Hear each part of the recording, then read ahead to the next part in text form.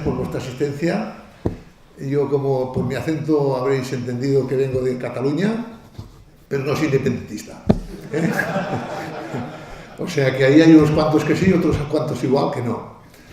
Bueno, en primer lugar, me han invitado aquí para que os explicara más o menos lo que es la historia de TechFree. Pero bueno, en realidad, en mi experiencia en el mundo del videojuego, pues se basa desde que tenía 14 años, que empecé con los primeros Pongs, con las placas de hardware de Pong.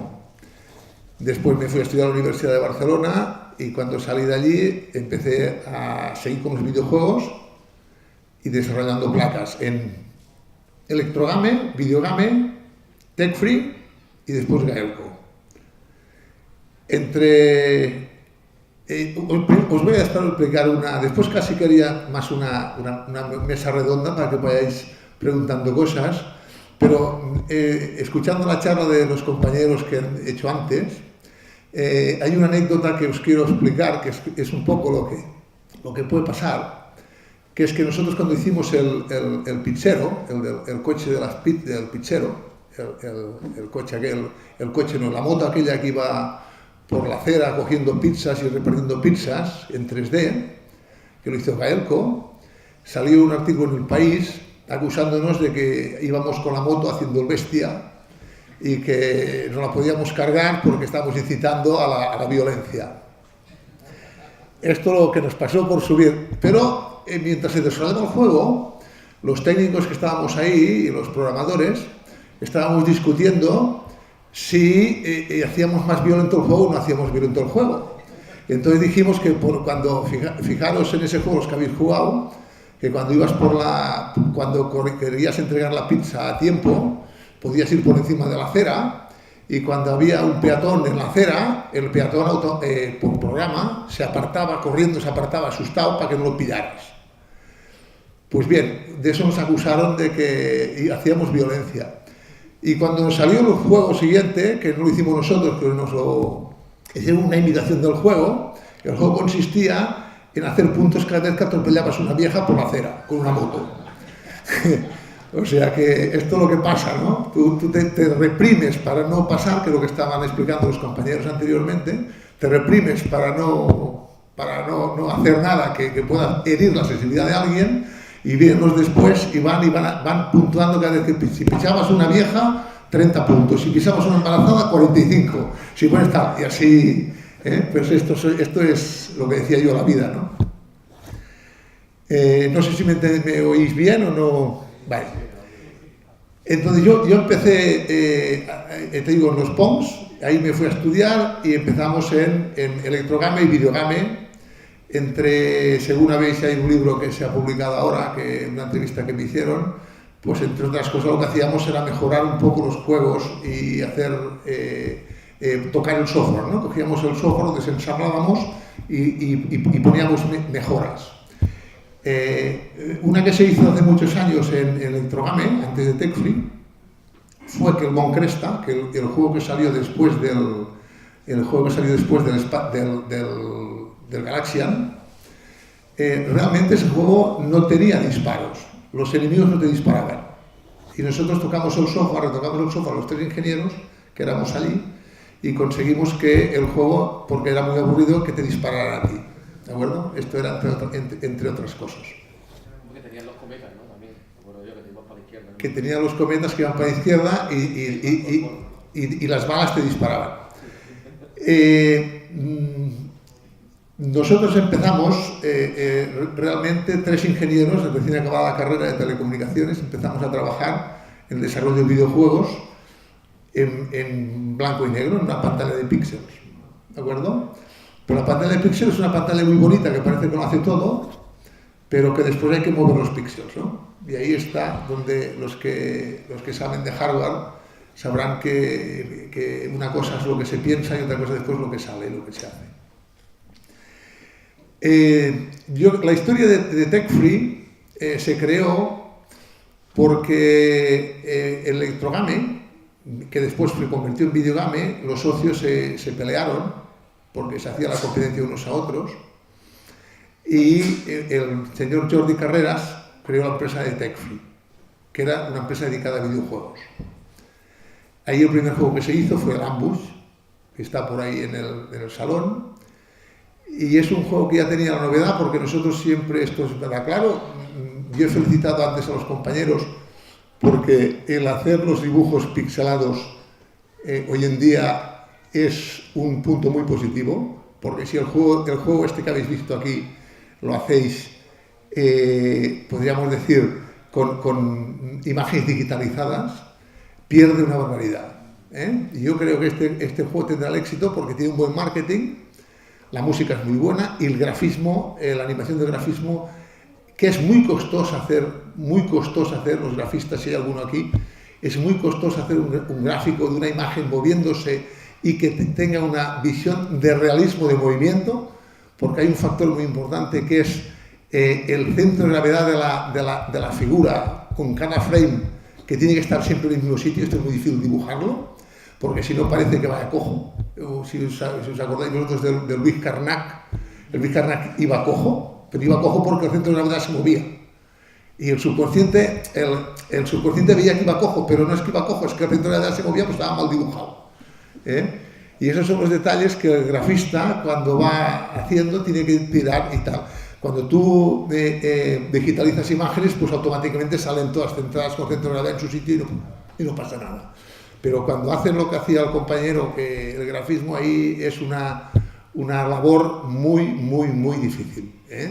Y ahí yo he visto el movimiento de la estatua con el texto y he visto que era realmente un trabajo muy bien hecho.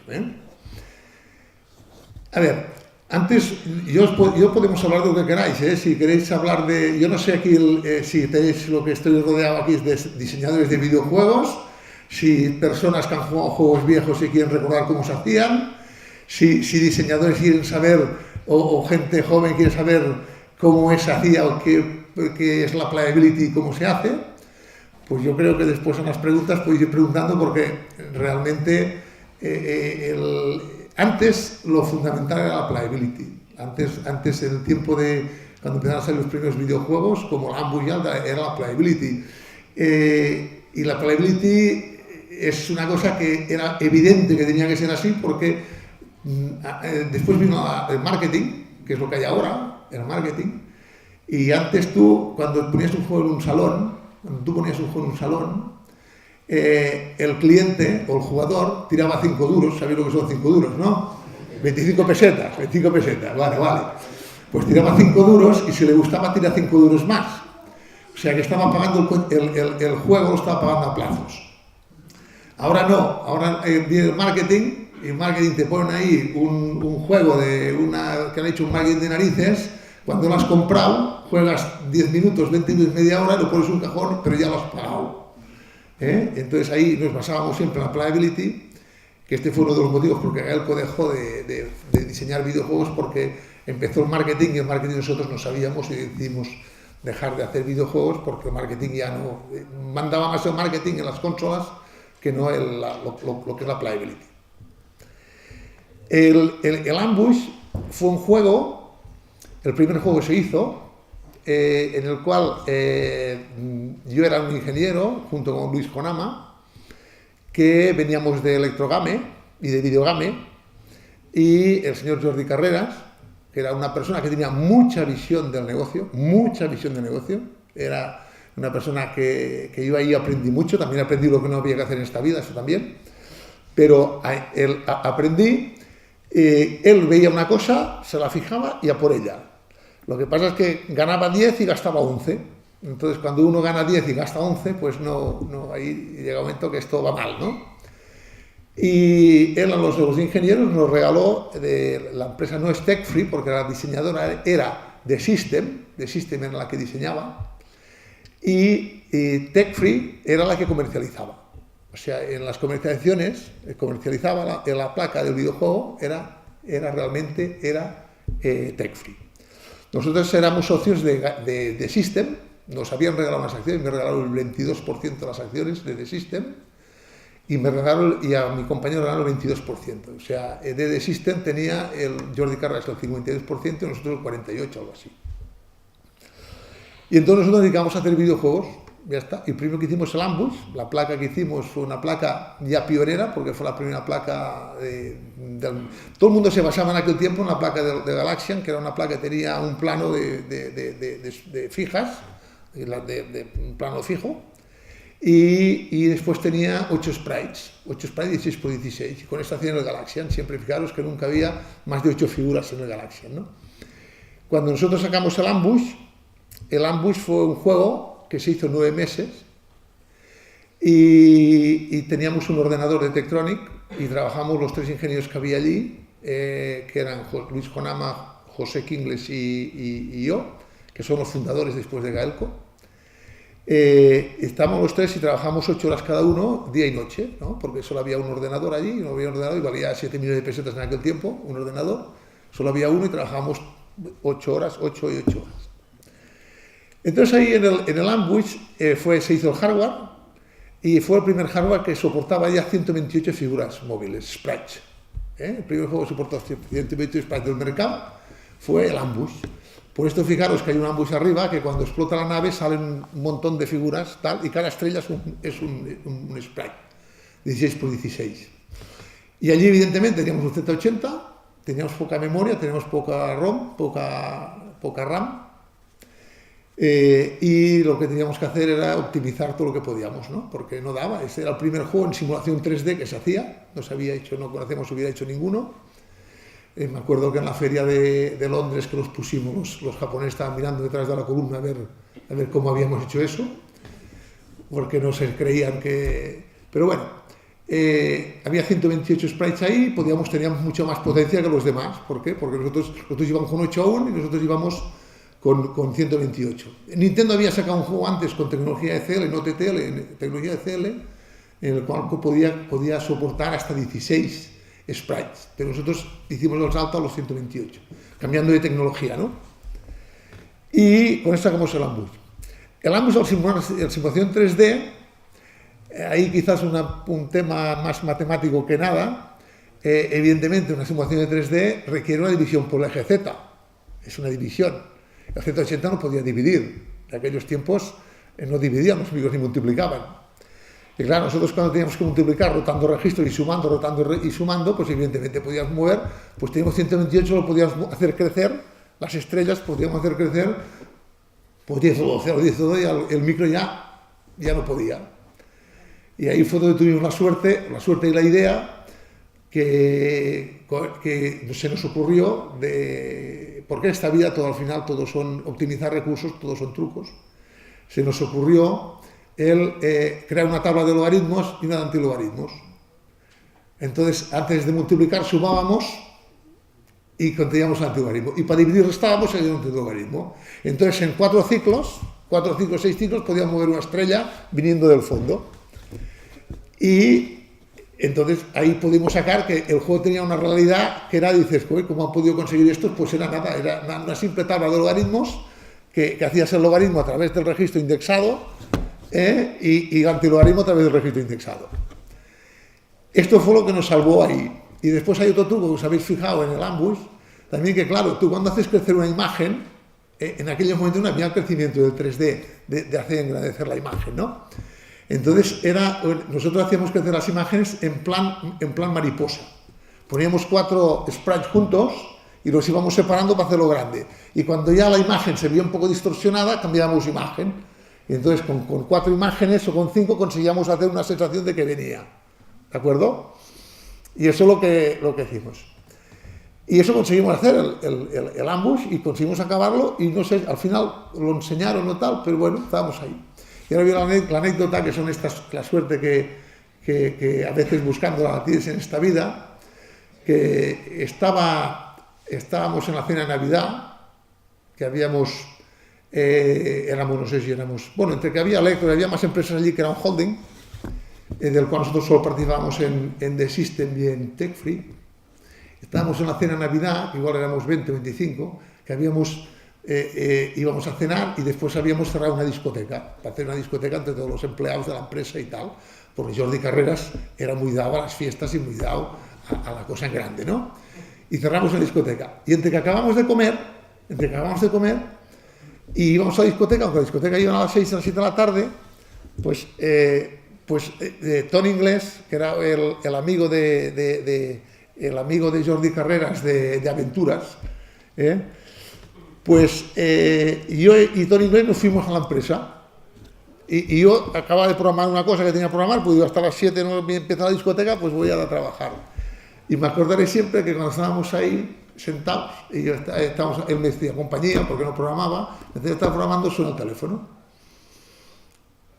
Y yo digo, cógelo. ¡Pah! ¿Qué va a coger ahora? El día Navidad, el día 22, el día tal. Al final lo cogió y le sale un tío hablando en inglés. Y dice que quería comprar el Ambus. En aquellas casualidades, y el Tori que venía ya de comer,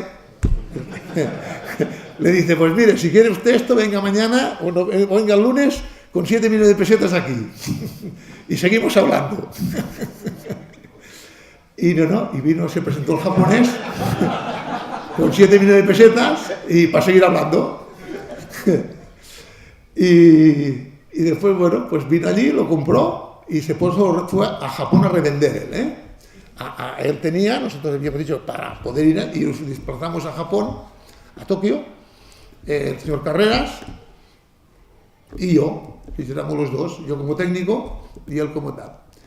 Y entre las anécdotas que tienes en esta vida, que son muchas, con mis años, me acordaré siempre que yo podía tener 20 y pico años, 25, 24, 25 años, y para que después vayáis diciendo que los españoles son informales, pues en Japón también hay informales. Entonces, estábamos negociando, y se estaba negociando en aquel momento, en euros ya 1 millón de euros, del juego se estaba negociando 1 millón de euros.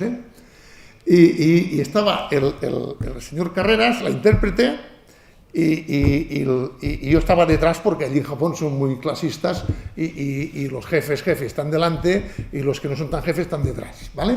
Y en la otra lado de la mesa había 2 hileras de sillas. Y había en la primera hilera de sillas, estaba los 2 japoneses que querían comprar y el vendedor, que era japonés también, que era el vendedor, era un empleado, ¿no? Y estaban negociando el señor Carreras con la intérprete, con los japoneses, y se ve que la intérprete conocía al vendedor, porque era japonesa casada con un mexicano, pues sería español, y como conocía al tal, no sé qué habían pactado, porque ahí no me enteré, pero sé que mientras estaban pactando, cuando decía uno una cosa y otro otra, el vendedor japonés, y le iba diciendo a Carreras, desde atrás decía, lo que tenía que decir que sí, que no, para cerrar el trato, ¿no? O sea que el vendedor allí, en aquel momento estaba vendido, que no sé quién lo compró, pero bueno, yo estaba detrás, que no sabía dónde estaba, porque era realmente un crío, y no sabía dónde estaba.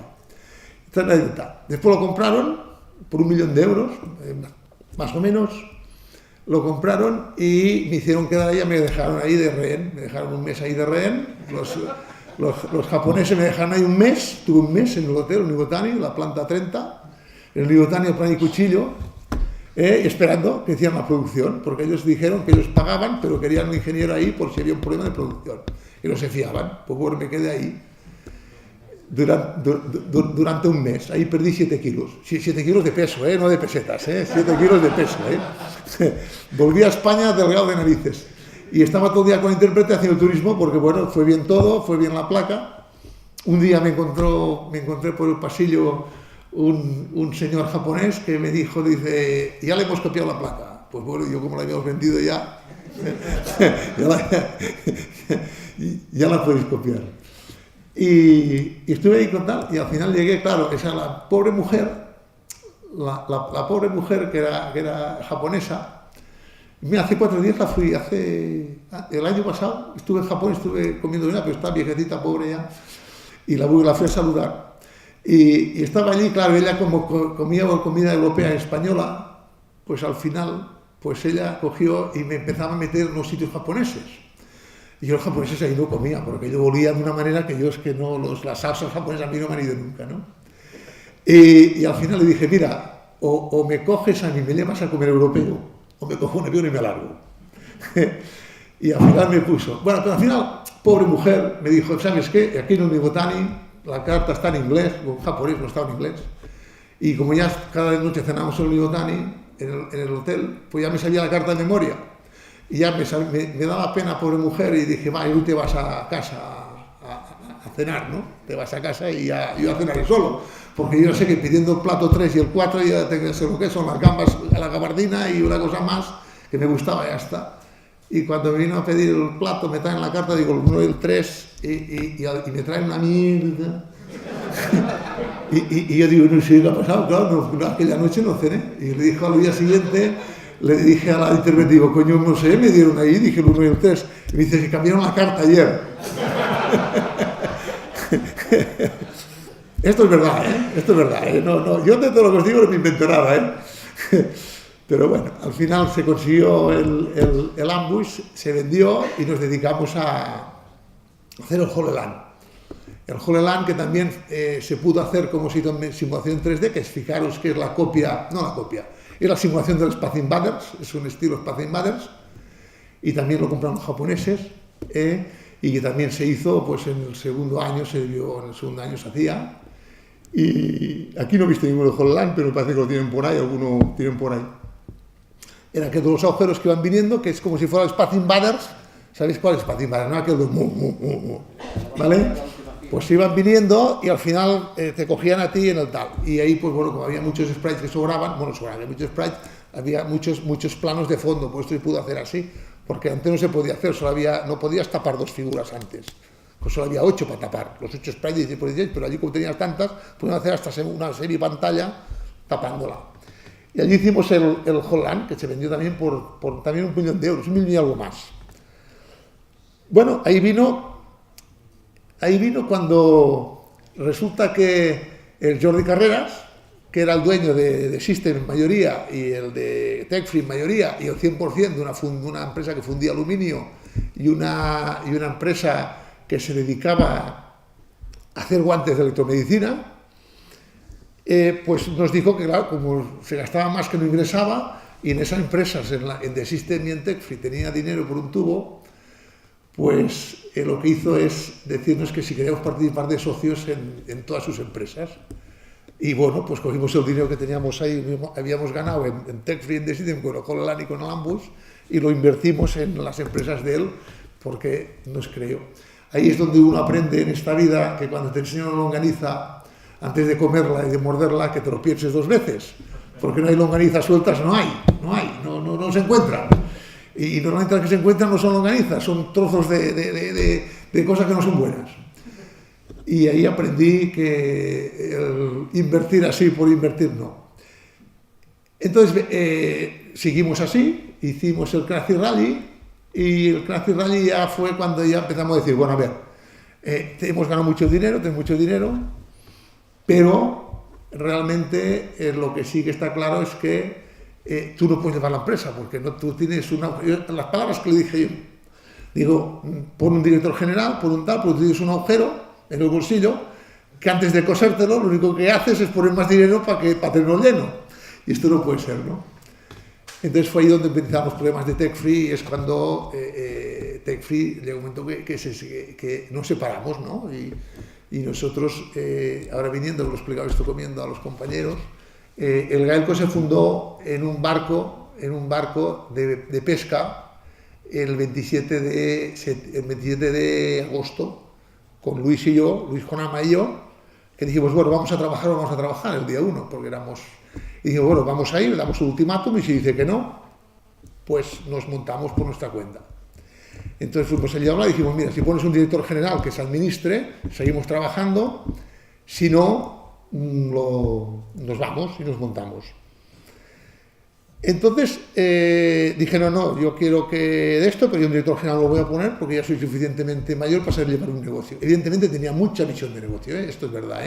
Ten en cuenta que las primeras Nintendo que salieron, esas pequeñitas, en cristal líquido de blanco y negro, esas primeras que salieron, él fue el primero que las trajo aquí a España, de Japón, las trajo a España y me las trajo a mí y me dice, quiero hacer esto, Javier.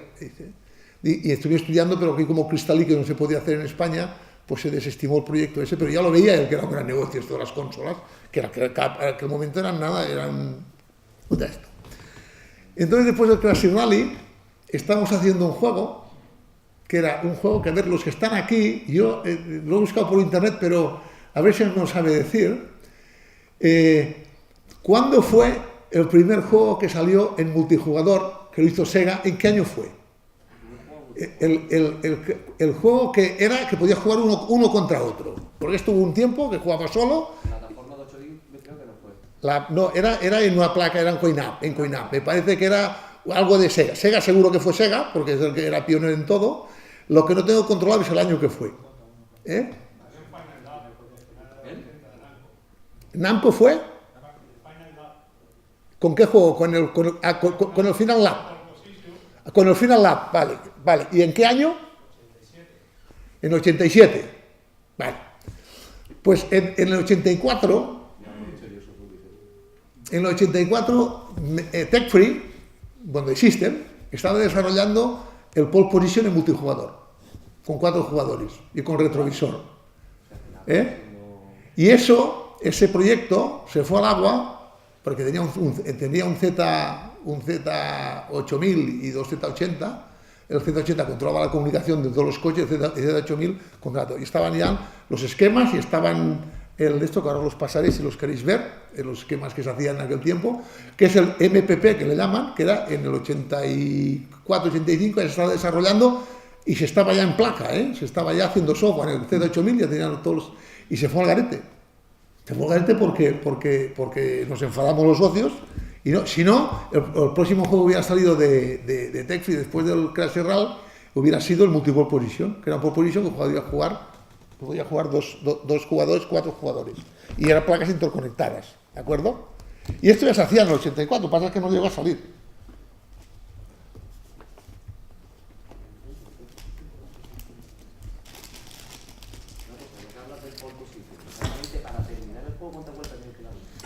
Esto se hubiera acabado.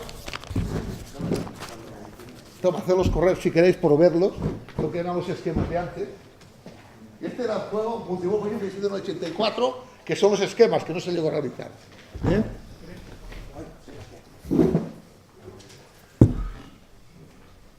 Y ahí hubiera sido un éxito rotundo, pero bueno, pero en las empresas tener en cuenta que lo más importante es que los socios todos vayan a una.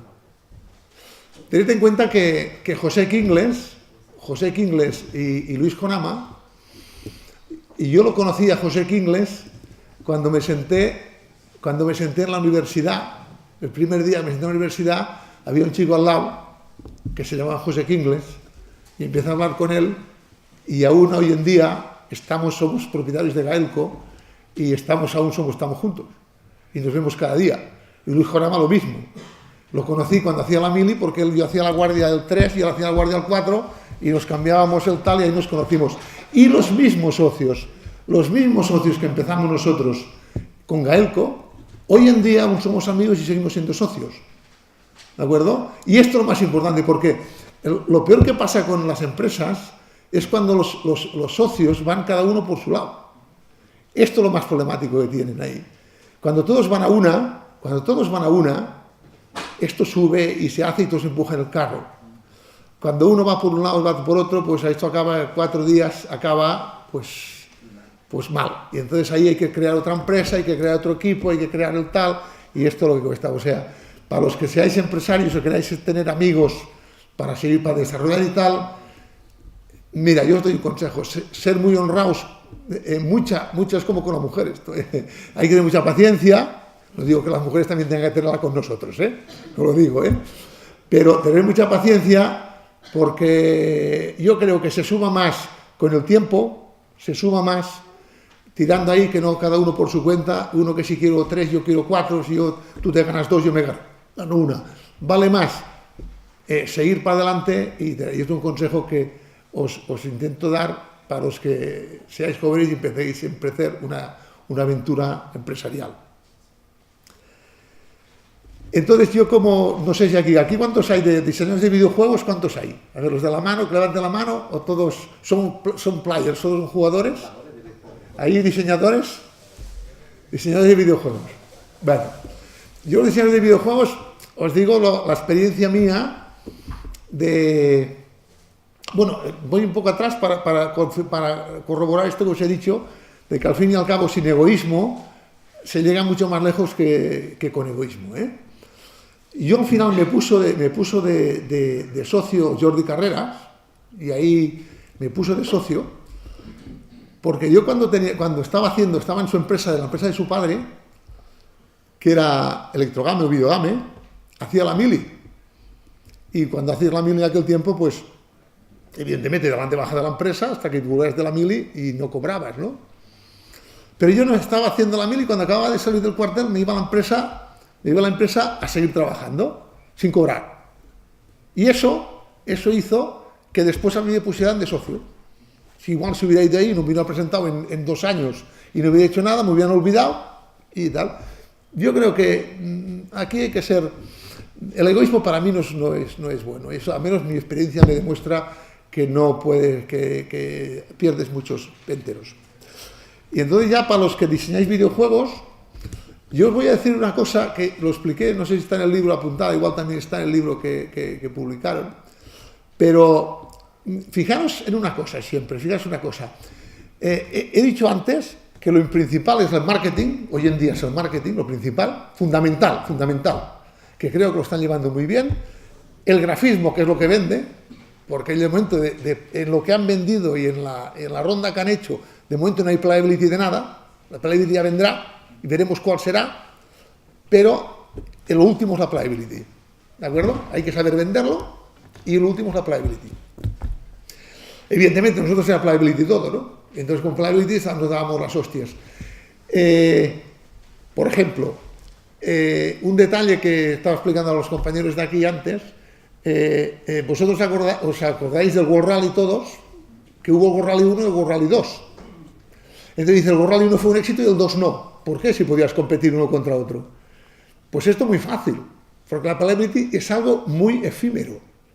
La única diferencia que había entre el World Rally 1 y el World Rally 2, que habían programado los mismos señores, que era el mismo programa, lo único que había es un coche que veías el contrario, que si querías no lo veías, era el hardware. El hardware tenía un pipeline de más. El hardware tardaba 15 milisegundos más en reaccionar. Desde que tú movías el volante o desde que tú movías el joystick hasta que se veía en pantalla, tardabas 15 milisegundos. Y estos 15 milisegundos el jugador no los aceptó nunca, porque no reaccionaba con el tiempo suficiente, ¿vale? Entonces, eso hizo que el World Rally 2 fuera un fracaso. La placa era mucho más potente, pero solo había diferencia de 15 milisegundos. Mira que es poco, 15 milisegundos. Es un frame. Pero desde que yo movía el joystick hasta que el coche empezaba a girar, que yo lo veía girar, había 15 milisegundos de retardo con respecto al 1. El 1 era máximo 15 milisegundos y el otro máximo eran 30 milisegundos. ¿De acuerdo? Y este fue un fracaso.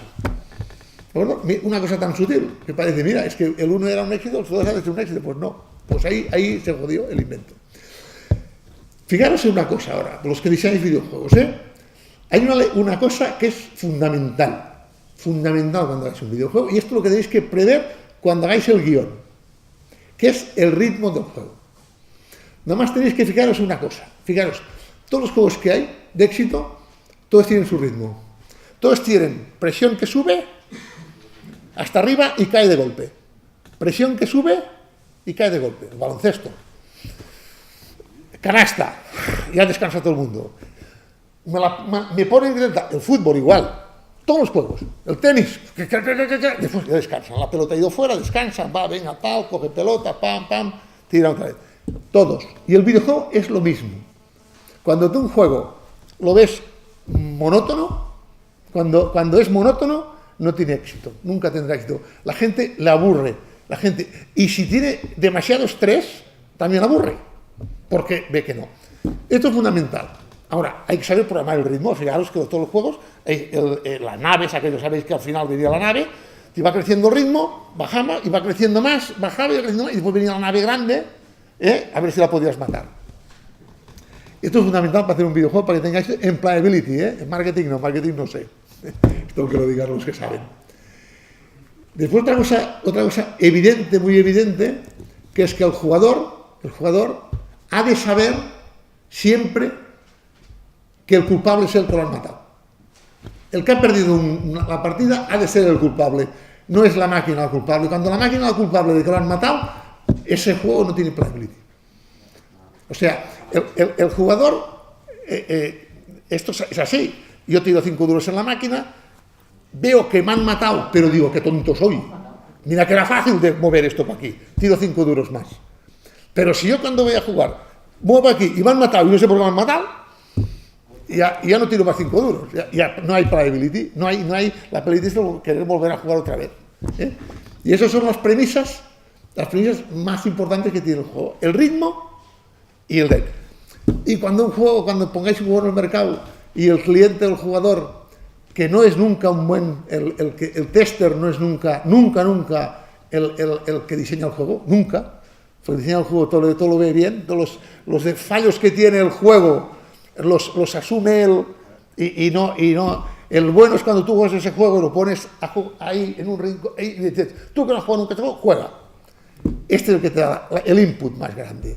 Este sí que te da el input. Porque ese no sabe de qué va nada y se pone a jugar. Y si este le gusta, ya juega y ya tal. Pero, si cuando le preguntas te dice que es difícil, que es muy difícil, ya puedes tirar el juego. Ya lo puedes tirar. No hay nada, yo no he considerado ningún juego que me han dicho que es difícil por muchas cosas que le he hecho. No, es que si salía una nave por aquí, que hiciera aquello, y ya te vuelves loco y al final el juego vale más tirarlo que no seguir trabajando en él. Es lo peor que hay. Cuando un tío te dice que es difícil, mal vamos. Y la gente quiere cosas fáciles, triviales y tal. O sea, fijaros el juego que más seguido, el Tetris. ¿El Tetris qué es? También el ritmo. Tiene una figura y cuando más arriba estás, más tal. Y cuando la pones, descansas. Y cuando después te comes 3 y vas descansando. ¿De acuerdo? Es el ritmo. Y el Tetris era tan trivial que todo el mundo jugaba. Porque era evidente. Es que no sabía poner bien la figura. Tonto soy, mira. Coño, tonto soy. Coño, es que la tenía por al revés. ¿Vale? Y cuando la gente se siente culpable es cuando después sigue jugando, ¿no?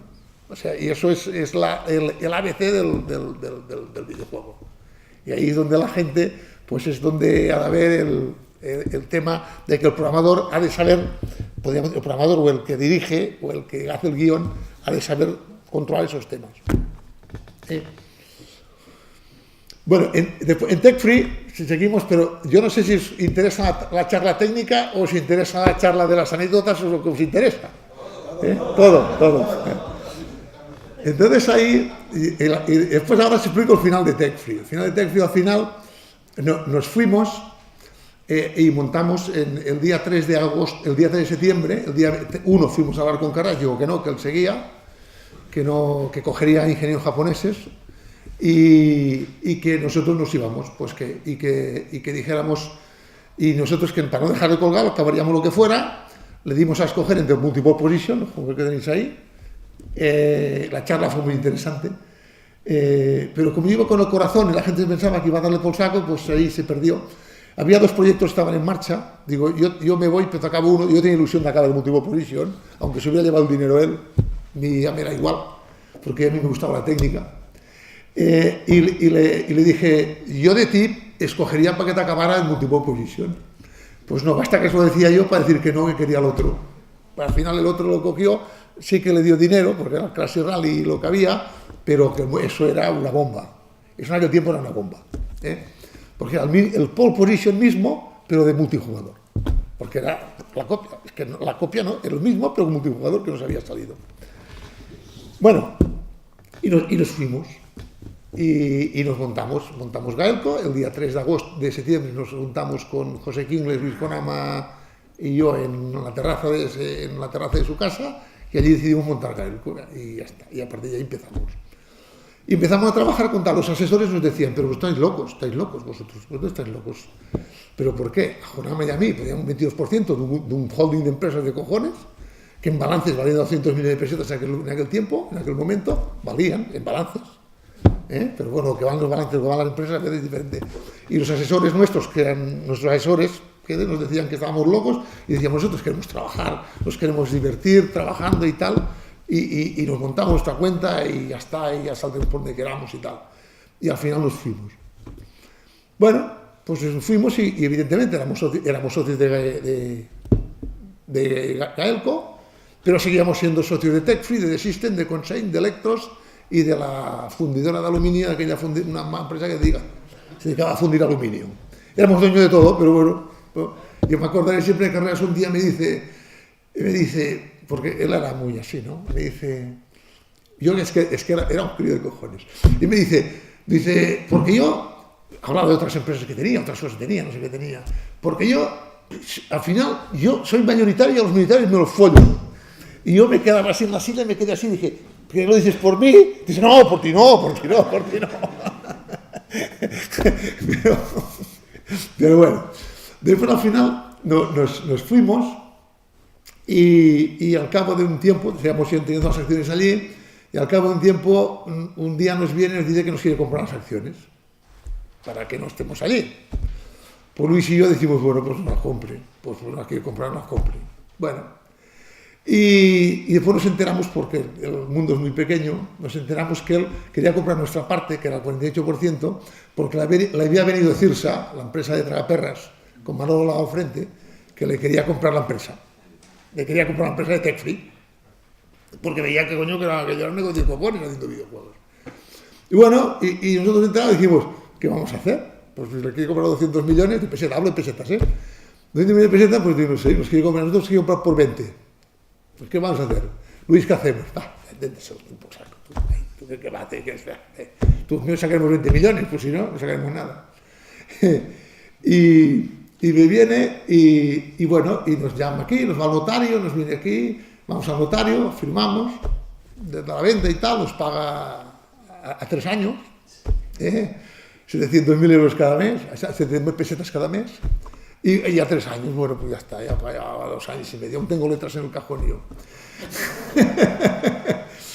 y fue muy de esto porque, y después vamos a firmar, y acabamos de firmar, y me viene el contable, un chupatintas que era contable nada más, y me dice, si supierais lo que acabas de firmar, notario, de firmas y conforme has vendido, te hacen unas letras a 3 años, a pagar a 3 años, y te viene el contable de la empresa de Tech-Free y te dice, si supierais lo que habéis hecho, os dabais con un martillo en la cabeza.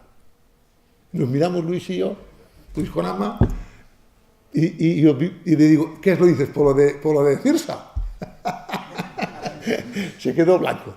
Digo, mira, yo se lo puedo vender, que es algo que quiera, pero es que este no le va a durar 4 días todo lo que tenga, porque es un mano rota y no le va a durar. Y nosotros cobramos 2 meses, ¿vale? Cobramos, y al final, pues circunstancias de la vida, un día llaman a la puerta de Gaelco, llaman a la puerta, y venía Cirsa a comprar Gaelco.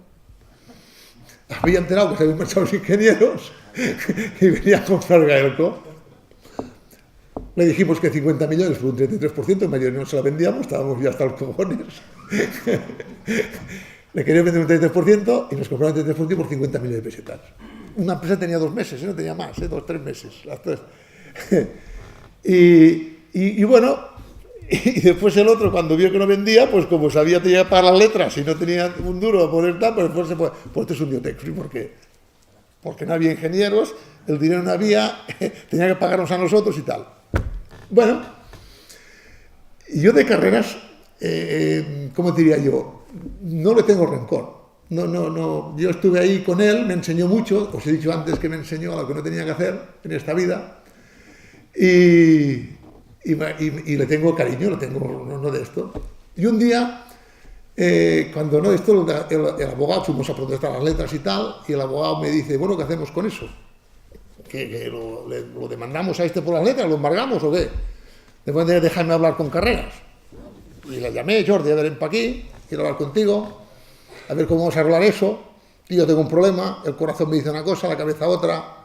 Dame algo para que la cabeza convenza al corazón, para que el corazón a la cabeza. Dame aunque sean 50 pesetas, ¿no? Sí, pesetas en aquel tiempo. 50 pesetas, me dice, mira, calla, me ha pagado algo. Pues yo tampoco tenía ganas de esto. Nos había comprado Cirsa, habíamos cobrado, nosotros íbamos muy bien las cosas y yo no tenía ganas tampoco de pleitear ni nada. Y dice, no, tranquilo, no te preocupes, yo para que el corazón convenza a la cabeza, te doy 50 tal, entonces ya con 50 pesetas o 100 pesetas, pues ya de momento ya hemos parado el golpe, ya no, tal. Bueno, pues mañana te los traigo. Nunca más se supo. Nunca más se supo. Y un día me llama el abogado, y me acordaré, siempre estaba, contesto, dice, soy el abogado, ¿qué tal? ¿Cómo hacemos con eso? ¿Qué? ¿Tenemos eso y qué tal? Digo, ¿qué pasa? Que no dice nada, no dice nada, que lo metemos en el juzgado. Y yo digo, un momento, espera. Y yo estaba así, digo, Luis, me dice el abogado que si metemos al Carreras lo denunciamos al juzgado. Y entonces estaba ahí programado y dice, haz lo que te la gana, mételo otro. Y yo le digo, bueno, va, que tenía faena, digo, sí, va, mételo al juzgado. Como no había dicho nada, mételo al juzgado. Bueno, seguimos trabajamos, y al cabo de un mes o de 15 días, un mes, me viene un tío y me dice, han metido al Carreras en la cárcel por la demanda vuestra. Hostia. Digo, Luis, tenemos un pollo de cojones aquí. Nos han metido a Carreras en la cárcel. Joder, macho. Ya me ves a mí llamando a la modelo a ver si podía hablar con él. Y al final acabó que tuvimos que pagar la fianza a nosotros.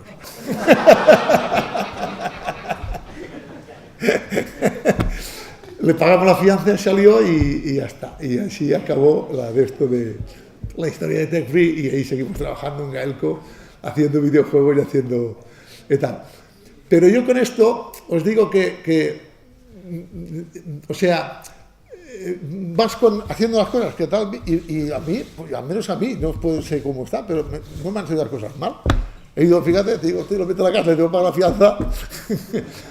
Pero bueno, fijaros que después, como fue nosotros éramos socios y teníamos podríamos decir, un 48% de la empresa, a nosotros nos llegó la citación del juzgado, que nos imputaban la suspensión de pagos también como imputados. En aquel tiempo eran imputados, ahora ya han cambiado el tema. Pero nos llamaron a nosotros, nos llevaron al juez, y yo digo, oiga, y me mandan a mí una carta al juzgado, dice, usted está imputado, que vaya con un abogado al juzgado. Digo, no, oiga, se equivoca, que yo he sido el que lo he demandado, que no soy. No, usted está imputado aquí por suspensión de pagos.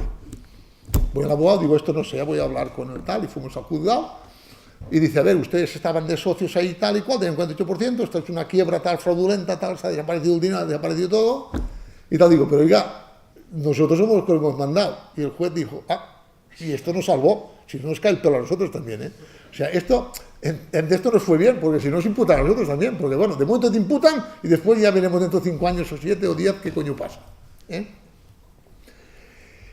Y así empezó, acabó el Tech Free y así empezó pues lo que llamamos el Gaelco, que es donde hemos estado ahí haciendo videojuegos y trabajando y tal.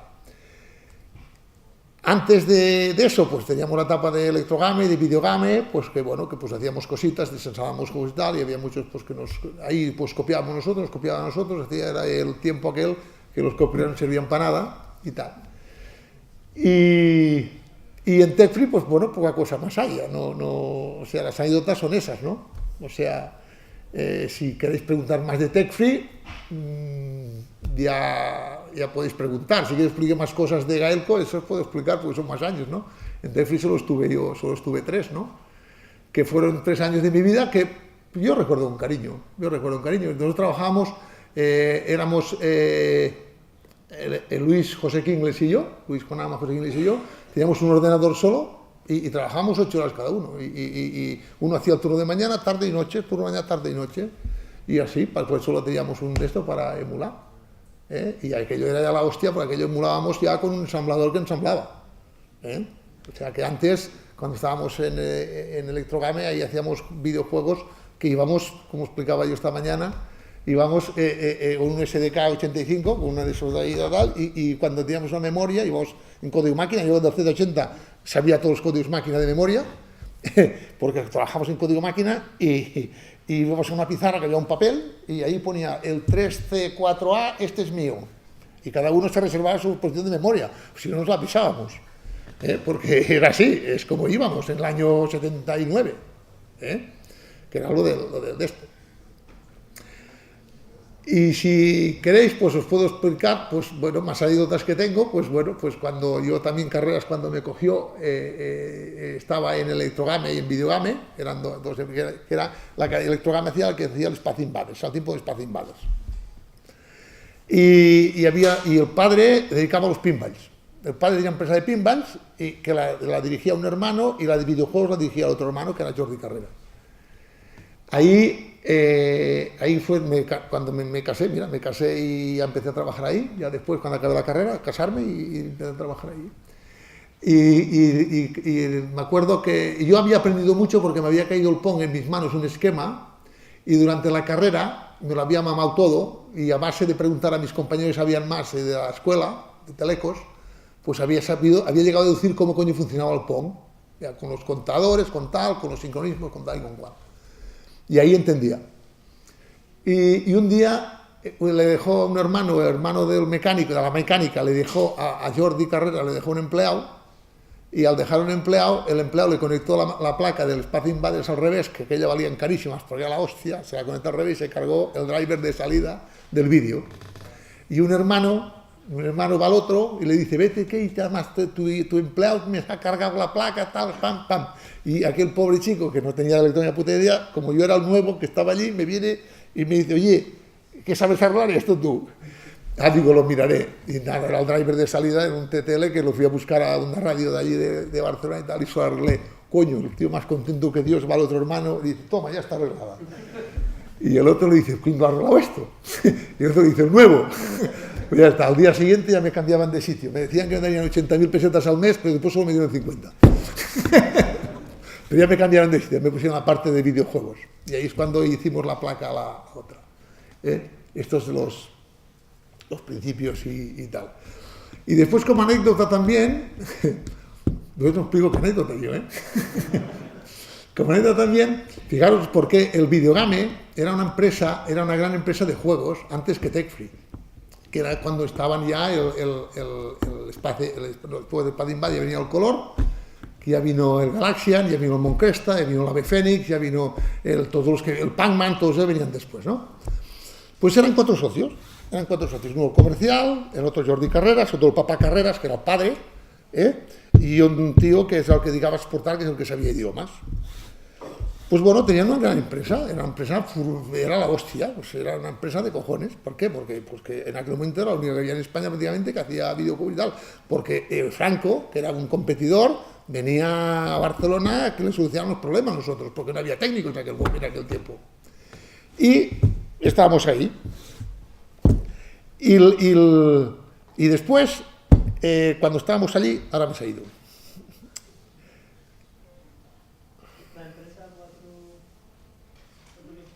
El padre, el hijo, gracias. El padre, el hijo y los dos socios. Pues bueno, pues los dos socios esos, pues bajo mano, por su cuenta, se montan con otro socio de otra empresa para hacer la competencia esta, ¿vale? Sin decirlo a los otros. Ya está liada. Entonces esta empresa que se pusieron es MGA, que aún existe, la MGA de los salones recreativos, MGA. Y se pusieron de socios con Sanauja, ahí. Vale, gracias. Y se pusieron de socios ahí. Y bueno, yo yo era empleado, era el ingeniero jefe, podríamos decir, pero era empleado. Y me venía y nosotros hacíamos un videojuego, por ejemplo, el Pac-Man, por el acelerador, lo del Continue Play también lo hicimos nosotros y tal. Y no sé en qué juego es, me parece que en el Scramble, yo llamaba Scrambler, hicimos lo del Continue Play. Y para eso hicimos un programita que era el que controlaba que podías continuar la partida pagando más. Eso no lo había hecho nadie nunca y nosotros lo cambiamos ahí. Por esto fue una casualidad, porque estábamos jugando los ingenieros, y no podíamos pasar las coacas, que le llamábamos aquel que hacía así, no podíamos pasarlo. Estábamos hasta los cojones y no sabíamos cómo. Entonces nos metimos en el emulador, nos metimos dentro y empezamos a tocar los tanques, pues ponle 6, ponle 8. Y yo digo, coño, pues esto sí pagando, la gente podía poner más tanques, entonces era la hostia. Y ahí se nos ocurrió, después lo copió todo el mundo. El Continue Play lo copió todo el mundo de japoneses y tal. Y me acuerdo que lo pusimos ahí, pero como ya era una cosa muy tal, pusimos un rótulo que está publicado por ahí, que pone, quizá que no copiéis tanto, porque para algo habéis estudiado, pues todos los cojones, que nos cogían nuestras memorias y las poníamos allí. Las ponían y se las copiaban, borraban un nombre del electrogame y ponían el suyo y se lo copiaban todo. Y esto entonces a nosotros nos cabreaba mucho, porque nosotros hacíamos la faena de cambiarlo. Entonces pusimos ahí, pero pusimos unas putadas muy buenas, ¿no? Muy buenas, que era que el virus, lo que es ahora los virus de ahora, ya estaban antes los virus. Y nosotros ya en el año 82 ya había virus en los videojuegos. Y había virus. Nosotros poníamos, y el virus era el siguiente. Como cuando tú sacas un juego y lo copias, primero lo probaban, pues como lo probaban como lo probábamos todos. Ponían 10 créditos y ya está, y jugaban, ¿vale? Y veían si se perdía o no iba, porque ya se lo esperaban que les podía hacer putadas, ¿vale? Al coger las memorias. Y bueno, pero nosotros también sabíamos que cuando lo probaban en fábrica, no lo probaban en el bar. Entonces el algoritmo que les pusimos era, si la máquina ve que hay más de una partida, se inhibe, y todo va bien. Si ve que hay una partida a cero, a la cuarta vez, negra la pantalla, ¿vale? Entonces, claro, cuando iban a jugar, los que veían las memorias, probaban, iba de puta madre. Lo metían en el bar, una moneda, jugaban, otra moneda, jugaban, ¡pum!, negra la partida. Se va por culo. Claro, esto les costó un huevo de encontrarlo. Pero lo más triste fue que me coge el jefe, la parte de los que tenían la otra empresa, que es lo que habían copiado, y me viene y me llama, me mete en un cuarto, que yo digo, usted me va a despedir porque me mete en un cuarto todo cerrado, y me pregunta, dice, ¿qué habéis hecho en el juego? Dice todo el mundo que se pierde la máquina y se vuelve negra. Y se lo expliqué lo que habíamos hecho, ya está. Pues llamó por teléfono y decir, han hecho esto, para que ya se acabó el problema. ¿Vale? O sea, el mismo jefe mío nos saca a nosotros el tema para poder... ¿Qué pasó con esta empresa? Pues que a los 4 días, pues unos se enteraron que se habían montado con el otro se ingresaba las letras en su cuenta, el otro qué tal, y al final acabó a hostias todo y se perdió. Y aquello podía ser una gran empresa, como fue después Cirsa, como fue después Franco. Porque yo no sé si lo sabéis, otra anécdota del automático, no sé, para los mayores, para los que sois de... Cirsa, el gran Cirsa, ¿sabéis cómo nació Cirsa? O sea, ¿alguien sabe cómo nació Cirsa? Sí, Cirsa, las tragaperras, esa empresa nació en el 82, en el 81, 82, ¿vale? Nació esa empresa porque los hermanos Lao fueron a comprar a los hermanos Franco, porque ellos eran constructores y explotadores, y iban a comprar máquinas. Entonces fueron a comprar las cataratas, 10 cataratas, ¿sabes? Las cataratas eran aquellas que hacían así, tiraban monedas. Fueron a comprar 10 cataratas, y el Franco, como las tenía vendidas, se nos las entregó. Y como se las entregó, pues dijimos, los hermanos Lao dijeron, tenemos que montarlas nosotros. Y se montaron la fábrica, y a partir de ahí están donde están. Pero han ido a una, han ido tal, y han evolucionado. Pero los hermanos Lao empezaron el negocio, Cirsa empezó en el año 81. En el año 80-81 nació Cirsa. Fue el tiempo que estuvimos ahí. Pero nació porque Franco le puteó. O sea, es otra casualidad de la vida, ¿no? ¿Vale? Y después otra que os explico, esta la hostia. Esta la hostia. Entonces cuando compró, pues teníamos,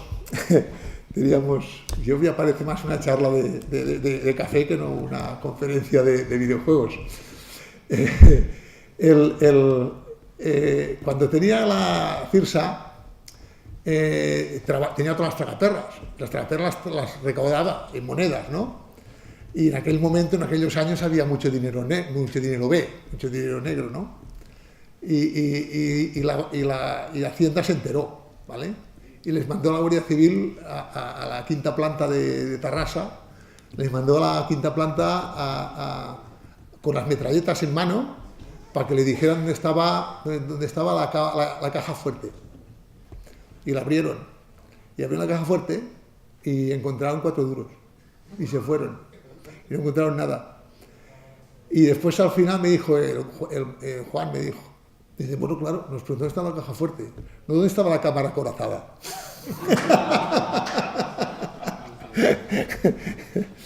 O sea que bueno. Bueno, a ver, va, preguntas. ¿Qué os inquieta de aquí para saber más? Yo tengo curiosidad, hoy día está como que visto, o sea, es muy guay, el programador de videojuegos, tu trabajo haciendo videojuegos. Sí. Tengo curiosidad cuando usted empezó a programar, la gente de su entorno, ¿cómo veía eso? Porque había muy poca gente trabajando, ¿no? Bueno, nosotros fuimos los pioneros en programar videojuegos, somos los pioneros en España. Por eso digo, tengo curiosidad, la visión de su familia, a lo mejor su entorno, ¿cómo se veía? Bueno, yo he tenido, ahí otra los japoneses, la cantidad de fracasos matrimoniales o de pareja que hay en Japón es mucho más alto con los ingenieros. Eso es así, ¿eh? Eso es estadística pura. El ingeniero es una persona que el programador es una persona que va o no va. No va a medias. Un comercial, todos a medias. Todo sí, pero no. Sí, pero no. El ingeniero va y sí, no. Y entonces esto en los matrimonios se nota. A ver, yo te digo, yo he tenido mucha suerte. Nosotros trabajábamos 8 horas, 12 horas. Yo me iba de casa a las 7 de la mañana, pues ya no dormía y volvía a las 11 de la noche. Estábamos ahí, cuando estábamos en Gaelco empezando y con Tech Free igual. Pero yo tengo la suerte que tengo una mujer que es la misma de siempre, no la que fue a Japón a verme cuando estaba un mes allí, que le pagaron el viaje para venir a verme. Y yo tengo una mujer pues que he tenido la suerte de que pues le ha gustado estar en casa. Si hubiera tenido una mujer que le hubiera gustado salir, pues igual hubiera tenido problemas. Pero como a ella le ha gustado estar en casa, hay mujeres, hay señoras o hay chicas que les cae la casa encima, a mí no. Entonces, supongo que la pregunta era esta, ¿no? Bueno, era esa, pero también la gente no sabía lo que eran a lo mejor los videojuegos en general. O sea, sí sabía lo que eran, pero no conocía a nadie que trabajara en la industria. Entonces, ¿cómo se le cuenta a una persona en lo que trabajaba en aquel entonces? Bueno, a ver. No, o sea, nosotros cuando trabajábamos allí, estábamos en esto, pues aprendíamos, íbamos cada día aprendíamos. O sea, a ver, yo hay cosas ahora, que me las miro ahora, a ver, yo tengo los cojones de decirle a un jefe, oiga, es que mi microprocesador no funciona. Pues bueno, pues no, pues ¿qué pasa? No funciona porque es así, los ingenieros somos así. Nos creemos que lo sabemos todo y cada día aprendes cosas nuevas. O sea, es así, no nos podemos engañar. Yo te tengo que decir que el Rockwell no funciona. Ahora me lo pienso y digo, tú estabas tonto. ¿Cómo no funciona el Rockwell? Pues ¿por qué no funcionaba? Porque había una puerta que tenía más retardo de lo normal y no funcionaba y se perdía la máquina, se perdía el programa. Pero el programador de videojuegos se nació en aquel momento, se nació. Y para mí, la industria del videojuego que está tan desarrollada en España, aparte de que los españoles somos personas que tenemos mucha inventiva, somos muy constantes, tenemos mucha inventiva y que nos gusta hacer cosas nuevas, el programador se formaba. En aquel momento tú cogías un ingeniero que acababa la carrera, a ver, de mi promoción, que te diré yo que el 25% o el 30% hacían videojuegos al final. También mi promoción cuando acabó era el boom y hacían videojuegos. Unos empezaron como nosotros para hacer videojuegos, se pelearon al cabo de 3 meses, otros se pelearon al cabo de una, y nosotros, como hemos tenido la suerte de no pelearnos hasta el día de hoy, que no nos hemos peleado, pues por eso hemos tenido una empresa, que es lo que os he dicho antes. Lo importante es tener un socio y ir todos para adelante. Ahora también tiene una cosa, yo he tenido la suerte que los 3 socios hemos cansado a la vez, no nos hemos cansado uno antes que otro. O sea, cuando nos hemos agotado ya de trabajar y hemos pensado, oye, tú, esto ya está, ha sido prácticamente en un año y medio, en un tiempo pequeño. Pero lo importante es tener socios para tener gente al lado y que vaya contigo y tal. ¿Que tú crees que haces más que el otro? Pues bueno, pues algún día el otro hará más que tú. Eso es como te lo has de mirar. Si tú tienes que mirar que yo trabajo más que el otro, o el otro trabaja más que... no vas. Es así, o sea, las empresas lo hacen los equipos, que los equipos son todos. No es uno el equipo. Habrá uno que tendrá más inventiva, más menos, pero otro. Yo tenía el José Guinness que hacía los sonidos de cojones. ¿Cuándo hacía sonidos? ¿No dedicaba a hacer sonidos? Pues bueno. Pero es así. ¿Qué más queréis que os explique? El tema de las vidas en las máquinas, cuando echas los 5 duros y tal, ¿por qué son 3 vidas? O sea, ¿estuvisteis mirando, por ejemplo, en poner 2 vidas o 5 vidas?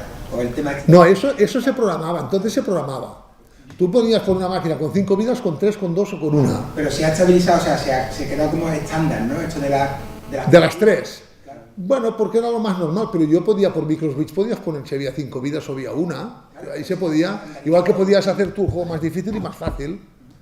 ¿Vale? Y hablando esto de los juegos fáciles y difíciles, Sí. me dice que lo probaban y es un juego muy difícil, el juego no funciona. Sí. Hoy en día hay jugadores que son los hardcore, ¿no? Los Sí, hardcore games, sí.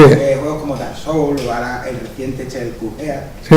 Pues hay un amplio, ¿no? Cada vez más de personas, jugadores, que les gustan los retos y les gusta eso, el sentirse frustrado en el juego y es lo que le anima. Bueno, eso más, yo soy, no, bueno, pero a ver, pero es un poco, a ver, tu target, tu objetivo, ¿cuál es? No es vender a 5 frikis. Sí, bueno, sí. Sí, es verdad. Y también, claro, es cierto de que es tema de consola, no es tema de... Sí, pero tú tienes que vender ¿por qué el Tetris tuvo tanto éxito? Porque jugaban hasta las mujeres. Claro. Oye, y mi mujer no había jugado nunca un videojuego. Y al Tetris jugaba. Y no jugaban un videojuego. Entonces tú tienes que ir ahí. Es un poco lo que ha dicho el compañero antes. Que él tiene que ir a lo global. Pues esto lo he dicho yo. Olvídate, si tú montas polémica, tú en Japón igual lo vendes a Nintendo, pero igual venden a Estados Unidos una barbaridad. Porque este juego para Estados Unidos les gusta esto. Esto lo vende, este juego sale en Halloween y vende la hostia. ¿Me entiendes? O sea, pero tienes que ver, el mercado a veces hay que saberlo sectorizar. Pues también nos hemos encontrado con juegos que tenían sangre, que tenías que poner una sangre azul. Y había un microswitch que la ponía azul. Y iba por microswitch. ¿De acuerdo? Y había la opción sangre azul. Pero claro, pero es que tienes que perder muchas cosas, pero al final tienes que ir donde está el público objetivo tuyo, que es el que te compra. Y ojo, y siempre has de pensar, y él lo ha dicho bien claro, que el mercado no está en España. A ver, el mercado no está. Podríamos decir que está en Sevilla, éxito seguro, tranquilo. Y en Andalucía también. Pero el mercado no está en España, el mercado está en el mundo. O sea, en el mundo hay muchos miles de personas. En España hay muchos, pero no tantos.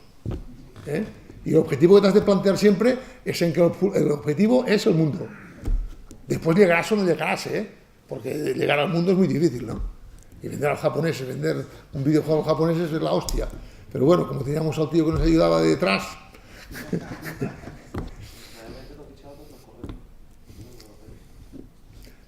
Sí. Vosotros fuisteis pioneros realmente en España con el tema del videojuego, en general. La primera placa de videojuego que se hizo en España, que era de píxeles, que se hizo en Electrogame, que es la que programábamos con el lápiz, poníamos en las memorias que tenía y se programó en código máquina. Esta hicimos la primera máquina que hubo en España. Pasa que no se llegó a comercializar, se hicieron 25 unidades, pero se llegó a comercializar. Yo tengo un prototipo en casa que lo estoy reactivando, pero no, las memorias no las encuentro. Pero como programar eso puede costar 2 semanas, igual algún día lo programo, a nivel de píxel. Porque fíjate, sí, dime. No, perdón, la pregunta iba porque vosotros fuisteis pioneros, digamos, en España y prácticamente coincidisteis con el nacimiento, digamos, de la pequeña informática a nivel casero, digamos. Sí. Entonces, en España empezaron a salir muchas empresas, muy buenas empresas también, de videojuegos. ¿Teníais algún tipo de relación con ellas? ¿Seguís? No, nosotros tuvimos, nosotros cuando el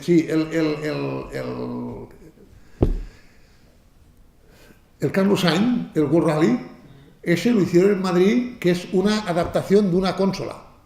Esto lo hicieron en Figurat, Madrid, ¿de acuerdo? Y nosotros le pusimos el hardware para que pudiera tener más potencia. Nosotros hicimos el hardware, ellos hicieron el software. Y eso de ahí nació el Carlos Sainz, el World Rally. Que el World Rally se acabó un año antes, yo lo comentaba, el World Rally se acabó un año antes. O sea, si salió debía ser en el 92 por ahí, no, 92, pues en el 91 se había acabado. Se puso en un salón a probar. Cuando se vio lo que recaudaba, se dijo, esto nos lo come en 4 días. Y se retiró del salón y se estuvo un año puteándolo. Aquí le llamamos putear el juego. Y si queréis ahora os explicaré el algoritmo del puteo que había. O sea, el algoritmo que dijimos porque esto tardó tanto en arreglarse eso. el World Rally, tú cuando haces un juego lo acabas. Y cuando lo has acabado, si lo quieres putear, te da una mandra de cojones. Te da una mandra porque es cosa que no se ve. El programador quiere acabar el juego, quiere ponerlo en el mercado y lo que menos le gusta es empezar a putear para que no te lo copien. Su ego hace que el juego lo saques al cabo de un mes sin putearlo, así, sin protegerlo. La palabra quizás es protegerlo, ¿no? Entonces, nosotros dijimos, esto no lo van a copiar en 4 días. Entonces dijimos, vamos a protegerlo y lo retiramos del mercado. Y yo estuve un año entero trabajando con el World Rally. Solo, no haciendo la placa ya la había hecho, sino solo haciendo el Dallas. ¿De acuerdo? Y el algoritmo del Dallas era muy sencillo, pero era todos los errores que había en el programa los corregía el Dallas. ¿Vale? Cuando el programador hacía errores, que se le iba el coche por allí, que no chocaba, que se le iba, que venía, que se perdía el programa, todas esas cosas, se hizo que las corrigiera el Dallas, no que las corrigiera el programa.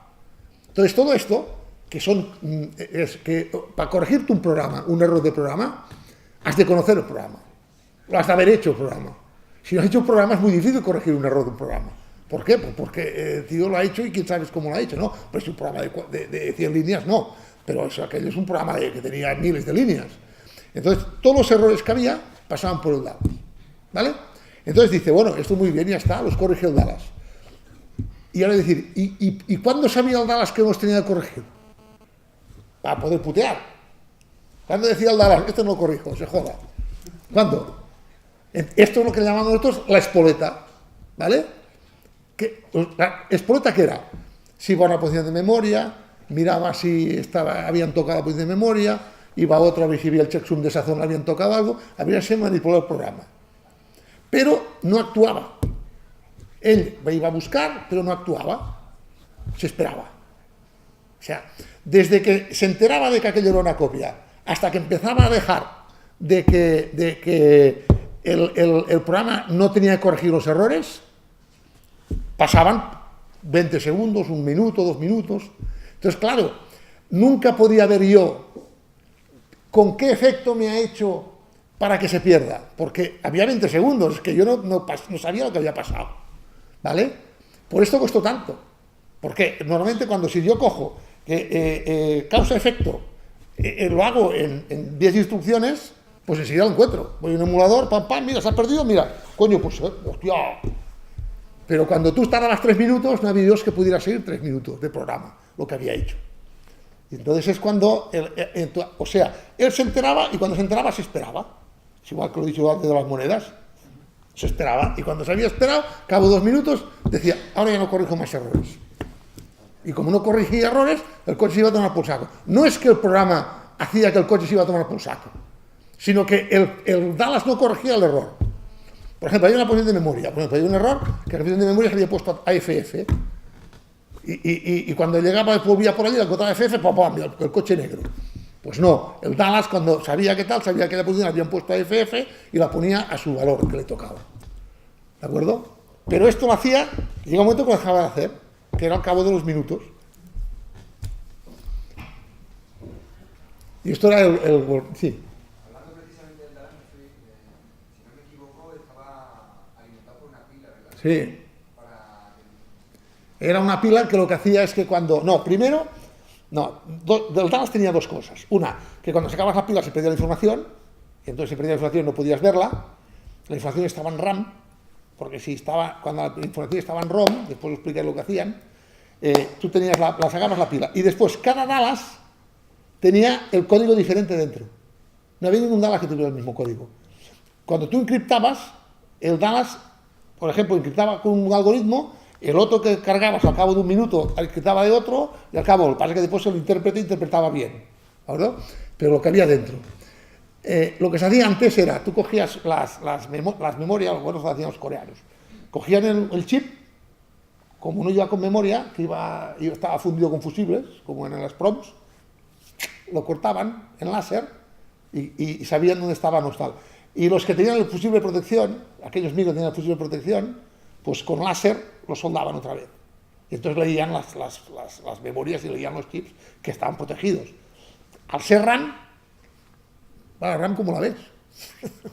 ¿Cómo ves la RAM si está 1 a 0? Claro, el otro veías el fusible fundido, o veías el dato, ¿no? Pero en la RAM ¿cómo lo veías? Entonces, eso era RAM con la batería, que se perdía y ahí no se veía nada. Y cada vez que cargaba un programa diferente, cada vez. Y estaba produciendo el Dallas. Que ahora, por cierto, todo fabricante de chips se deja una puerta abierta para poderlo copiar, ¿vale? El fabricante. Y al cabo de 20 y pico años, que debe ser que han pasado, pues al cabo de 20 años, esa puerta ahora ha salido al mercado, alguien la ha pasado. Y ahora ya se copia normal, ya se copia así, mirando 3 ports. Sí, por ejemplo, le comentaba eso, que yo aparte de preparar placas, por ejemplo del World Rally y tal, aparte de colección, ¿no? Y por ejemplo tengo la del Thunderbolt 2, que ahora ha salido hace poquito en colación, pero claro, al no tenerse, digamos, el código original que había que meterle al Dallas, pues la pila no es eterna, no se puede mantener. Sí, pero a ver. Sí, pero tú que tienes placas que no de Thunderhawk que no te funcionan porque no tienes el programa del Dallas. La Thunderbolt 2, por ejemplo, le pasa eso. La del World Rally también tiene una pila. Sí. Y bueno, pero esa sí se liberó, se publicó. Esa se publicó, sí.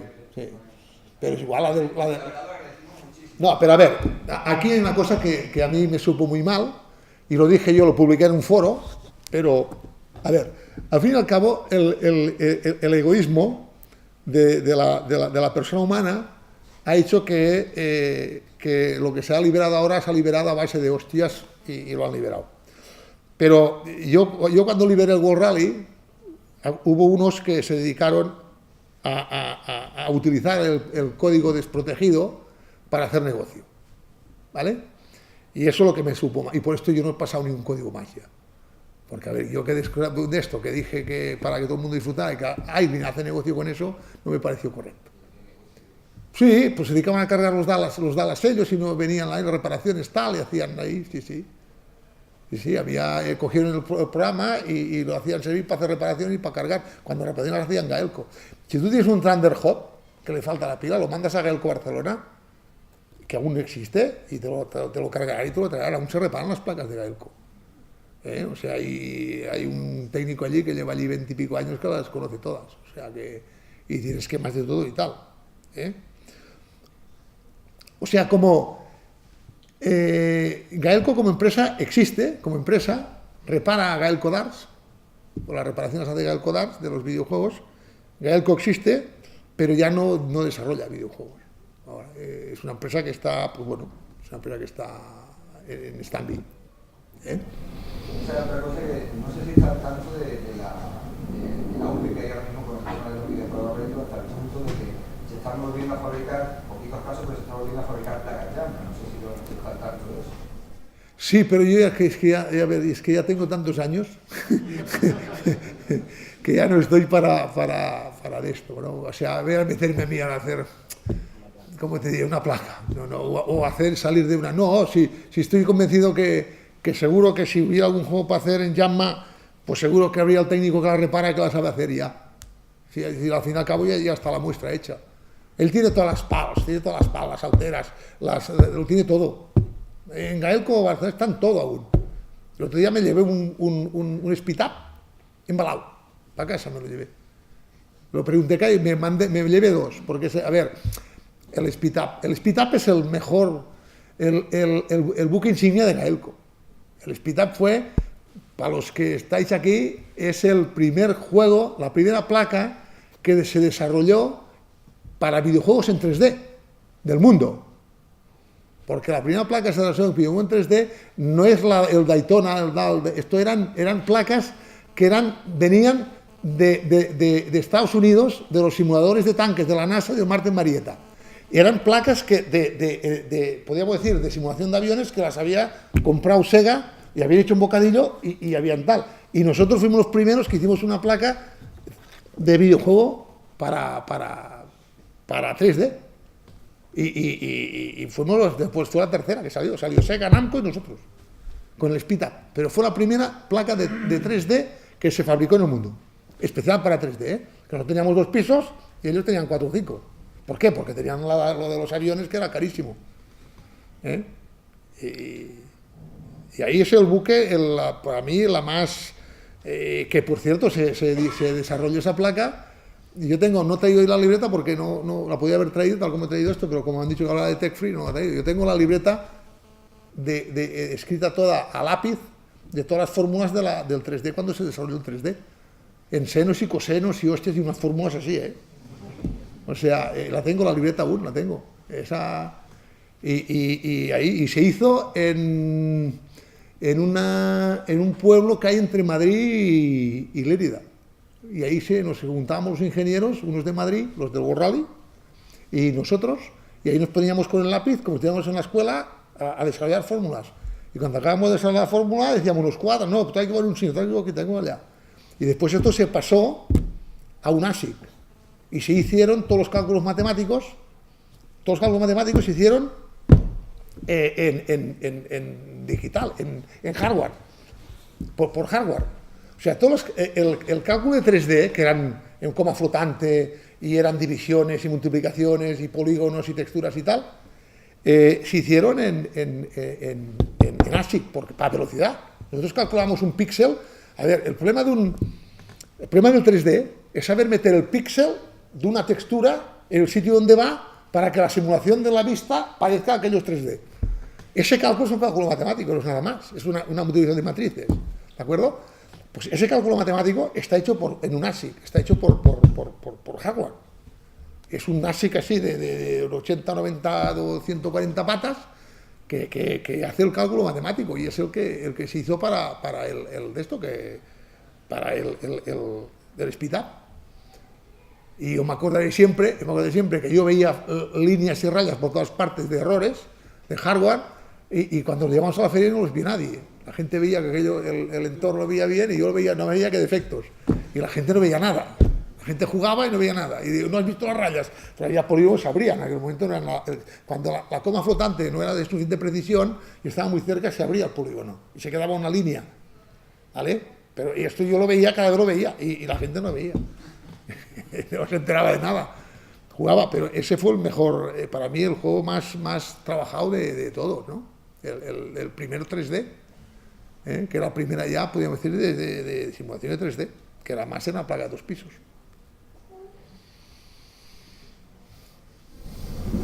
Cuando comentaba la placa prototipo que se desarrolló en la época del programa y tal, que digo que tuvo unas 25 unidades, ¿no? Sí. Casualmente se considerará una o dos. Yo tengo una en casa, ¿vale? Tengo una en casa que le falta un módulo que ahora lo están haciendo, ahora se lo he dicho al ingeniero que tenía, que también le dije, hazme el módulo porque se perdió su módulo. Pero me falta programa. Las memorias no las tengo. Tengo las memorias, pero parece que no tiene el programa bueno. Las memorias del código. Pero es igual, el programa, yo el programa se programa en 4 semanas, con un emulador. Si lo hacíamos a mano, con código máquina, que puede tener 3K, 6K, 8K. ¿Centralizado el código del juego? No, ahora lo que quiero hacer es ahora montar el hardware otra vez, y cuando funcione el hardware, hacer el código. Y entonces se verá el juego como era, porque este no tengo aquí el juego que era. Y solamente se pensó uno que era el que se conoce muy para la lista, no se planteó ningún otro juego más para ese hardware, ¿no? Pero sí se planteó como sistema que pudiese intercambiar los juegos o... No, esa placa, cuando se creó para multijuego. Pero a ver, la idea del multijuego era muy bonita. Es lo que le pasó a Williams con aquel que iba en la montaña así. ¿Cuál era? El Defender. Lo que le pasó a Williams. Yo cuando vi la placa de Williams del Defender digo, esto es una hostia con un piano. ¿Por qué? Porque es una placa basada en píxeles. Y el píxel es muy bonito. Porque lo haces todo, ¿no? Que es lo que me pasó a mí. Yo cuando empecé a los 25 años... Dije, coño, una placa de píxeles, ya está. Y ahí hago todo. Y con esto lo hago todo. Claro, pero y lo hago todo sí, mientras tengas 4 píxeles, o 40 o 100. Cuando tengas 3000 ya no los mueves. Porque el procesador es de 1 por 1. ¿Vale? Entonces por eso después vino Galaxian y que se basó en sprites. Entonces cuando se basó en sprite tú ponías posición central, posición vertical, número de figura y el color. Ya estaba. Ya habías acabado. Y entonces se metía el sprite donde le decías tú. ¿Qué problema había con el Galaxian? Que solo tenía 8 sprites. Por esto la Mus tenía 128. ¿Qué pasa? 128 da mucho más chicha para hacer muchas más cosas. La Mus, ¿has visto? Cuando explota, salen sprites por todas partes, pues todos son sprites. Eso fue en el Azul, ¿no? Y en la me refiero a la placa prototipo, a la de Distrogame. Sí. Que se dio lo que era el paracaidista, ¿no? El paracaidista, sí. Era un principio con una placa que fuese intercambiable después. Sí, no, era una placa que era modular, tenía todo de módulos, y porque si había el sonido que cambiaba, pues ponías un sonido nuevo. Era una placa genérica para hacer lo que quisieras. Pero el problema fue que cuando nosotros acabamos la placa, que la teníamos acabada, nos sale el Galaxian. Claro, el Galaxian no tenía color, ya no eran puntos, ya eran tal. Entonces nosotros ya nos dimos cuenta cuando programamos el paracaidista, ya nos dimos cuenta que no daba, el micro no daba. Que cuando ponías muchas figuras se moría. Porque el píxel es muy bonito, pero tú pintas, pero no pintas, no. Pintas y borras lo que habías pintado, ¿eh? Ojo, y borrar también cuesta, ¿eh? O sea, el procesador tiene tiempo, ¿eh? O sea, y eso es lo que... Y cuando vi el Defender, digo, esto no era nada. Fíjate que el Defender era una línea, porque no podían rellenar, porque el micro no les daba. Entonces tuvimos que acabar con una línea de montañas. Y ya no hicieron ninguno más. ¿Qué hicieron? Otro, me parece que tal, pero no se podía ir, no había textura. En el juego aquel ya no había textura. Ese es el problema que tenía. La idea es muy buena. Una RAM de puntos, toma por culo. Pero después tenías que llenarla. Y para borrar toda la pantalla ya te gastabas 7 milisegundos, 8 milisegundos. Solo tenías 15 para trabajar. Porque una cosa está clara. En un videojuego tienes que ir a 60 frames por segundo, ¿eh? No se ocurra ir a 25, ¿eh? Porque se pierde la playability y se pierde todo, ¿eh? O sea, un videojuego de 60 frames por segundo. Si quieres, tú me apretas mucho 50 para Estados Unidos. ¿De acuerdo? O para aquí, mejor. Pero a 60 frames por segundo, si no, no va, ¿eh? Porque tú haces una acción-reacción. Y la acción-reacción, cuando tú tardas 30 milisegundos, estás cargado el playability. Ahora, cuando veas una película, bueno, mira, como si quieres a 25 frames por segundo. Pero cuando tienes que jugar acción-reacción, no vayas tú a menos de 60 frames por segundo, ¿eh? Que te cargas el juego. Va, ¿estamos ya? Gracias a todos.